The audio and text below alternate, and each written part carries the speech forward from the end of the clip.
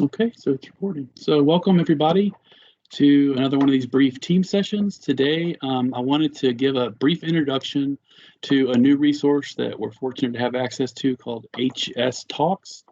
I'd mentioned to some folks earlier, this is kind of like if you've ever watched a TED Talk before, it's kind of the same idea, except that these are brief, almost like mini lectures given by experts in their field. I mean, there's like professor emeritus of like neurology kind of thing at different universities that are giving these lectures. And there's tools where you can actually, students can use these for self-study, and faculty can actually embed this content into their lectures. There's also, as I mentioned before we started to some folks that were already here, there's resources for actually including course content, including like cases, and even access to some exam questions based on the content that's presented in some of these lectures. And what's cool about this is that they only give that access to faculty members, so students won't be able to see the exam questions or answer keys that are included. And what you actually do would to access that would be create a personal account with the resource, and then you can reach out to the creators of the content, and they actually provide that access just to the faculty members. So basically, some of the few things we're going to show today about this, HSTalks includes videos on topics in basic sciences and clinical medicine.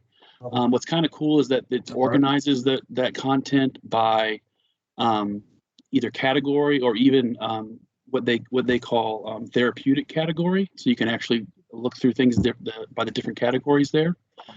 You can navigate by slides. There's PDF handouts included with the slides if you want to print those out for note taking.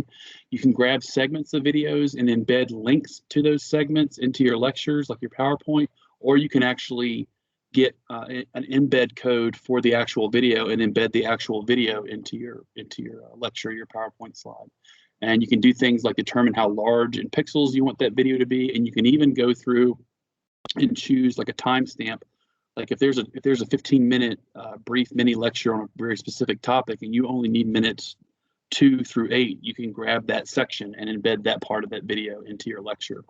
For faculty members, there is CME credit available through the resource. It's provided through the Wayne State University School of Medicine. It's Category 1 credit, and it's not just viewing the talks. You actually have to watch the mini lecture and then take a quiz and pass the quiz with a 70% to get that ACCME credit, Category 1 credit.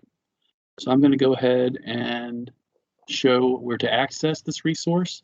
If you go to the main LUCOM library page, under databases, you'll find a link that says research guides, and I may go ahead and ask Chris Breedlove to put the HSTalks link here under our commonly used, because I have a feeling this is going to be popular. But for now, if you go to research guides, it'll pull up the LibGuide that we've built. And if you go to A to Z databases, this is all of the e-resources we have, you'll find these are alphabetically organized, and you'll find HSTalks right here. And actually, when you hover, it tells you it's the Henry Stewart Talks and tells you a little bit about that. So when you click on the link, this is what you'll see. It's the Biomedical and Life Sciences collection. There's actually a bunch of different types of lectures available here, and you'll see that you can browse by subject area, by different experts in whatever their particular field is. There's explanatory videos and great content. There's featured talks. Not all of the talks are necessarily lectures or mini lectures. There's actually, I was looking through this yesterday, and there is interviews. Here we go. Here's an audio interview for triage and end-of-life care planning in COVID-19. So it's not necessarily a lecture, but a very pertinent topic right now, an interview on that topic with an expert in that field. You can see this is Professor Taylor from the National Health Service in England. So just so you can see here under browse for subject areas, there's all these different categories: biochemistry, cancer, cell biology. So you'll see there's basic sciences, there's clinical medicine topics available here. So for our 3rd and 4th year students, and these are featured talks. You can see there's 608 talks in 47 series by 562 experts. And again, our audio interview for the triage and end-of-life care for planning in COVID-19 is here, but there's IBS lecture, avoidable death and harm due to medical negligence. And you can see they're adding to this regularly. So there's currently released series, there's upcoming. You can click on these links to view all. But I wanted to point out that while they have these categories, even agriculture and biomedical science, but metabolism and nutrition, I'm not even sure what omics and systems biology is, but that's available. But there's therapeutic areas here. So we can actually, by specialty, look at obstetrics, hematology, oncology, neurology, infectious diseases, which is probably very big right now.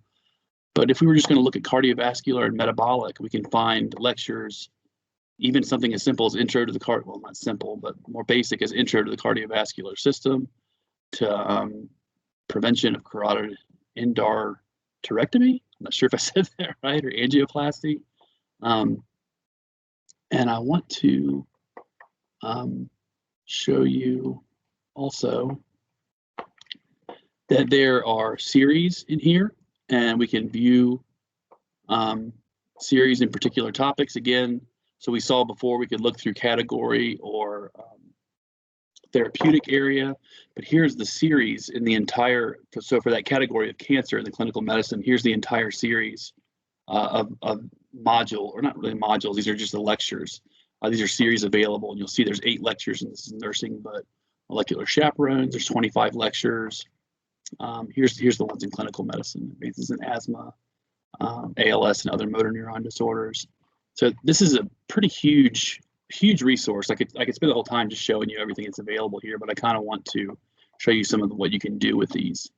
So let's say I were to go to categories and I don't know, metabolism and nutrition. And I want to use something on cholesterol oxidation between health and disease. And I don't think I optimized this for the audio, but I'm not sure if you guys are actually hearing anything. But this is Professor Giuseppe Poli, PhD, Department of Clinical and Biological Sciences, University of Torino in Italy. And you can actually navigate these lectures by their slides. So they have the slides labeled here, and I can actually go straight to endogenous sources, correlation between the amount of oxysterols and total cholesterol, and I can go just jump to the specific part of that lecture that I want to hear. You'll see this lecture is it's about 41 minutes long. There's PDFs of handouts for taking notes. I'm not sure if people like to take notes with slides like this, but this is an option that they give to us. There's links, and so this would be for students that wanted to study with these lectures. You could jump to the main topics. More specifically for faculty, if you want to embed this into your course or your PowerPoint lecture, you can click embed here, and there's a couple different ways you can do this for your slide. You can choose the thumbnail size that you want. That's just how many pixels. You can decide if you want to include the title, who the lecturer is, their affiliations. But this is kind of cool because if I only need, a couple of slides from this lecture to embed the video into my PowerPoint, I can just grab from 2 minutes to the 8-minute marker. And when I click on embed as link, it's going to give me the link. It's going to give me the link to be able to embed that into my PowerPoint. And you'll see it actually, I don't know, you can't see it started at 2 minutes right there. But if I want to actually embed the video, I can use this code and embed that into my lecture, so the video will actually be in my PowerPoint slide, not just a link that opens it up in a browser. And again, I can choose the pixel size of that video. I can choose if I want it to autoplay or if I want to have to click on the button for it to start in my slide. And again, I can choose which minute markers I want to use for my start and end for the segment, or if I want the whole thing. So it's a pretty cool, pretty wealthy resource we could use in lectures for faculty. I mentioned that there was CME credit that you can get for this. I've already created an account, so you'll see RM, my initials, I'm signed in up here. So I have full access to the biomedical and life sciences. I also have access to this, but we're not looking at that. But you can actually save content in here to watch later, to your library, if it's something you want to use commonly in your lectures. If you don't have an account, it's really easy to sign up. It's free. The access is provided through Liberty, so you don't have to pay for anything. But you can actually earn CME credit, and you'll see it tells you that the accreditations follow the policies of ACCME and through the providership of Wayne State University. So it's Category 1 credit to the AMA. And you'll actually, it tells you the learning objectives. It tells you there's a quiz that you have to take. You have to pass with a 70% here. You can actually see, I'm not going to take this right now, but so it's pretty cool, pretty valuable resource. So I feel like that's kind of a really brief introduction to what's available here. There's so much here. There's really more. I need more than 15 minutes to be able to show all of it, but that's the basics of what's available. And again, the way to find this is if you go to the LUCOM library page, click on your research guides link. It takes you to the LibGuide that we built for the LUCOM library, and under A to Z databases, it's alphabetically organized, and HSTalks is right here. And I'll try to add this link to the commonly used databases under here to maybe feature it a little bit more. So thank you for your time for another one of these Hey, talks. Rob. Sure. If you are, I saw they had a search bar up there too. If I just want to type in something about, it could be biochemistry or something, will it pull up just a whole list of from the different various categories or topics to peruse? Because that may be more helpful for me sometimes. Sure. Yeah, you can search through the different categories by a specific topic. I don't know if it auto-populates it. I'm not sure if it does. I always go to hypertension. So controlling resistant hypertension, portal hypertension. So you can search through the collections using that as well. Okay. And then you can use these filters, these facets to limit based on therapeutic area, date published. So yeah. Awesome. Thank you, sir. Absolutely.